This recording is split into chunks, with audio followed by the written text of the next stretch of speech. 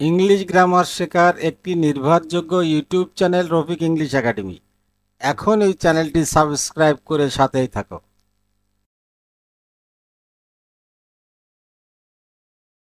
Dear students, welcome to my YouTube channel Rafiq English academy.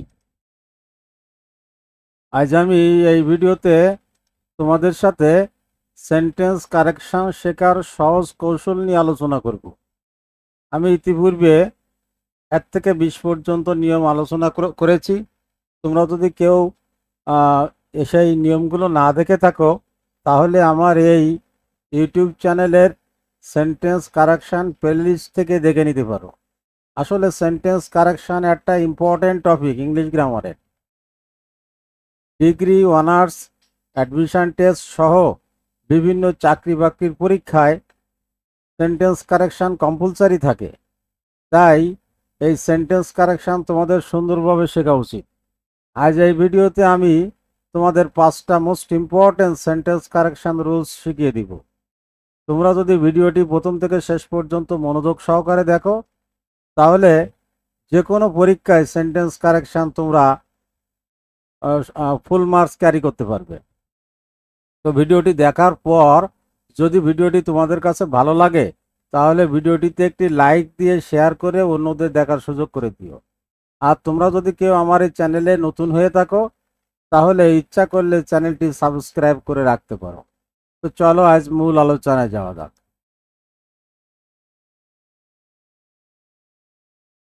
Sentence correction rule number 21।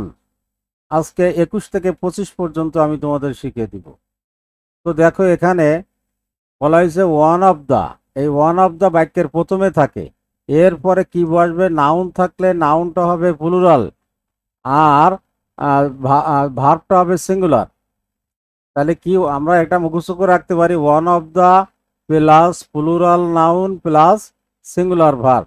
এই one of their পরে noun সবসময় এটা noun correction করতে দিতে পারে, ভার্বও কারেকশন করতে দিতে পারে।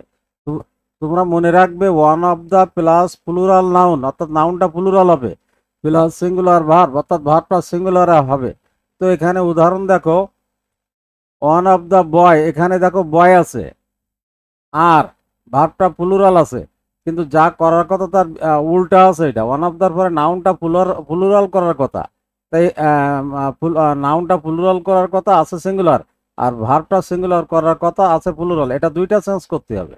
তাহলে এখানে ওয়ান অফ দ্য বয় থেকে হবে বয়েজ, যেহেতু এটা নাউন, আর ভার্ব সিঙ্গুলার আর থেকে হবে ইজ। এই বয়েজ থেকে অনেকে এখানে আর দিয়ে দেবে, কিন্তু না, ওয়ান অফ দ্যার দিকে তোমাকে লক্ষ্য করতে হবে। তারপর ওয়ান অফ দ্য স্টুডেন্ট, এই দেখো ওয়ান অফ দ্যার পরে নাউনটা প্লুরাল হওয়ার কথা, এখানে সিঙ্গুলার আছে, আর ভার্বটা সিঙ্গুলার হওয়ার কথা, এখানে প্লুরাল আছে। তো কারেক্ট অ্যান্সার এখানে হবে ওয়ান অফ দ্য স্টুডেন্টের জায়গায় হবে প্লুরাল স্টুডেন্টস, আর ভার্বটা হবে সিঙ্গুলার। হ্যাভ আছে প্লুরাল, হ্যাজ হলো সিঙ্গুলার। কেমন? চলো পরবর্তী নিয়মে যাই।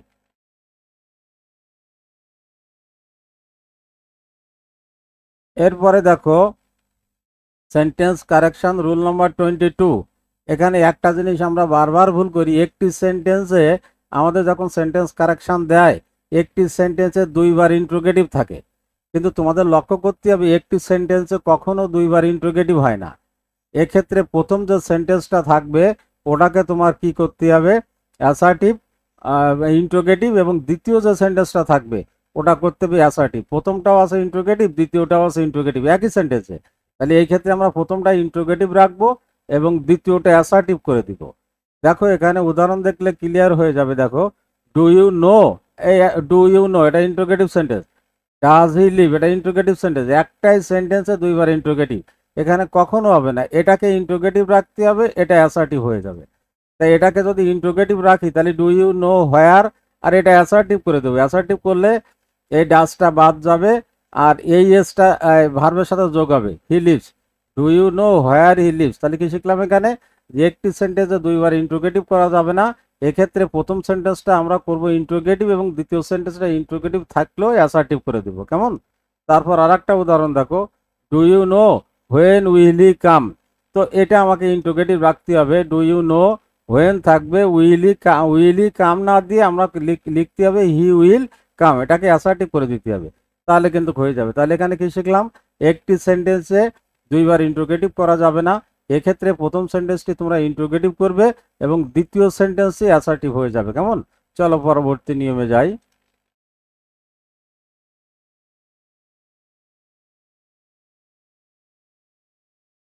Sentence correction rule number 23। এখানে তিনটি শব্দ দেখো, টিল, আনটিল, আনলেস। এই তিনটাতে কনজাংশন, টিল, আনটিল, আনলেস। এর পরে কখনো নেগেটিভ করা যাবে না। যদি নেগেটিভ থাকে তাহলে তোমাকে অ্যাফার্মেটিভ করে দিতে হবে। মনে রাখবে, টিল, আনটিল আর আনলেস এই তিনটা কনজাংশনের পরে কখনো নেগেটিভ করা যাবে না। নেগেটিভ থাকবে কিন্তু উত্তর লেখার সময় তোমাকে অ্যাফার্মেটিভ করে দিতে হবে। Wait here till I do not come, এই যে ডু নট নেগেটিভ আছে, এই ডু নটটা বাদ দিয়ে দিতে হবে, তাহলে দিলে অ্যাফার্মেটিভ হয়ে গেল। তাহলে wait here till I come. মনে রাখবে, টিল, আনটিল আর আনলেস এর পরে কখনো নেগেটিভ করা যাবে না। হি উইল ফেইল, আনলেস, আনলেসের পরে দেখো হি ডাজ নট, এই ডাজ নট আছে নেগেটিভ, এই ডাজ নটটা বাদ দিয়ে দিতে হবে। তাহলে এটাকে অ্যাফার্মেটিভ করলে ডাজ নট বাদ দিলে he reads, he will fail unless he reads more. Clear? তো এখানে কি শিখলাম?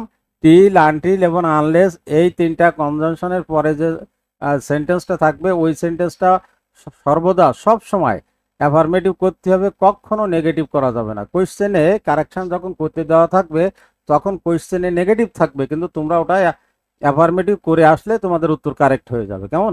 চলো পরবর্তী নিয়মটা করি। Sentence correction rule number 24। এই দেখো, many a plus singular noun আর এরপরে সমান সমান সিঙ্গুলার ভার্ব। এই মেনি এ থাকলে, মেনি এ যদি বাক্যের প্রথমে থাকে তারপরে নাউন যেটা থাকবে এটাকে সিঙ্গুলার করতে হবে এবং এই ভার্বটাও সিঙ্গুলার হয়ে যাবে। ক্লিয়ার? তো উদাহরণ দেখো, আর একটা আছে মেনি প্লাস প্লুরাল নাউন আর প্লুরাল ভার্ব। এই দেখো, এখানে একটু পার্থক্য দেখবো, শুধু মেনি এ আর মেনি, শুধু মেনি যদি থাকে তাহলে এরপরে নাউনটা প্লুরাল হবে, ভার্বটা প্লুরাল হবে।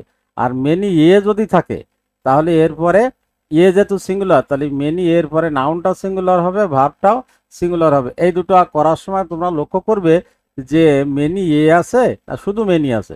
মেনি এ থাকলে noun singular, verb singular. Many থাকলে নাউন প্লুরাল, ভার্ব প্লুরাল। এই সূত্র দুটো মুখস্থ করে রাখবে তোমরা। উদাহরণ দেখো, many A boys were absent yesterday.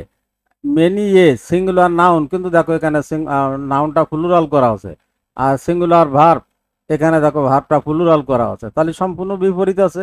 তা আমরা যখন কারেকশন করব মেনি এর পরে সিঙ্গুলার নাউন, তাহলে বয়েজ থেকে হয়ে যাবে বয়, আর ভার্বটা সিঙ্গুলার হবে, তাহলে ওয়ার থেকে এখানে আছে ওয়ার থেকে হয়ে যাবে was. So many a plus singular noun plus singular verb, এখানে প্লাস সিঙ্গুলার ভার্ব। তারপরে আর একটা উদাহরণ দেখো মেনি দিয়ে, many student has passed in the examination. শুধু মেনি আছে, শুধু মেনি থাকলে নাউনটা কি হবে? প্লুরাল, তাহলে স্টুডেন্ট থেকে স্টুডেন্টস হয়ে যাবে, আর ভার্ব প্লুরাল হবে। এই হ্যাজ হলো সিঙ্গুলার, তাহলে প্লুরাল হলে হ্যাভ, তাহলে এখানে উত্তর আসবে মেনি স্টুডেন্ট থেকে স্টুডেন্টস হবে আর হ্যাজ থেকে হ্যাভ হবে, তারপরে কোনো পরিবর্তন নেই। তাহলে এখানে কি শিখলাম? Many a plus singular noun plus singular verb, এটুকু মুখস্থ করবে। আর শুধু only many plus plural noun plus plural verb, এটা যদি তোমরা মুখস্থ করে রাখো তাহলে এই সূত্র অনুযায়ী তোমরা করে দিয়ে আসতে পারবে। কেমন? চলো আজকের জন্য শেষ নিয়মটা একটু দেখে নিই।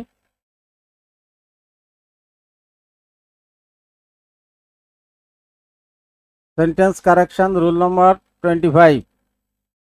এখানে দেখো এই যে হ্যাং দিয়ে কারেকশন অনেকে পড়ে। এই হ্যাং অর্থ আছে ঝুলানো। এখানে ঝুলানো বিভিন্ন প্রকার আছে, ছবি ঝুলানো, নোটিশ ঝুলানো, শার্ট ঝুলানো, এই একটা ঝুলানো আছে। আর ফাঁসি কাস্টে ঝুলানো, হত্যার জন্য ঝুলানো, এই একটা আছে। তো হ্যাং মানে ঝুলানো, শুধুমাত্র V2 এবং V3-র ক্ষেত্রে তোমাদের পার্থক্য হয়ে যাবে।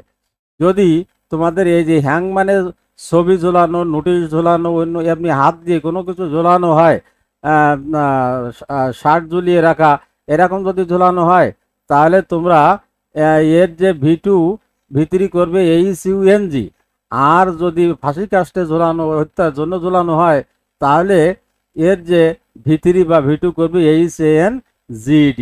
মনে রাখবে যে ছবি ঝোলানো, নোটিশ ঝোলানো এর V3 আছে HUNG, আর ফাঁসি কাস্টে ঝোলানো, হত্যার জন্য ঝোলানো এর V3 হলো HANGED।